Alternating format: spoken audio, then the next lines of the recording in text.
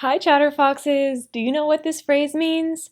To get the ball rolling means to start something. So, imagine that you're trying to plan a group trip with your friends, but no one's doing anything to plan it. You may say, well, I'm going to get the ball rolling by sending an email. I'm going to get the ball rolling by sending an email. So let's look at some of the keys to fluency in that sentence. First, the reduction of going to. This will reduce to gonna. I'm gonna get the ball rolling. Also, there are a few things that link together in this sentence. First, get the. The t and the th sounds blend together into get the.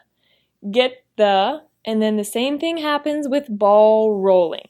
Because the R and the L sounds are so similar, they link together as one sound. Get the ball rolling. Ball rolling. Great. So now practice that sentence with me. I'm going to get the ball rolling by sending an email. I'm going to get the ball rolling by sending an email. Great job. So now that you know what the phrase means, I have a question for you. What do you think is the best way to get the ball rolling when you're planning a trip with your friends? Let us know in the comments below. Can't wait to hear from you.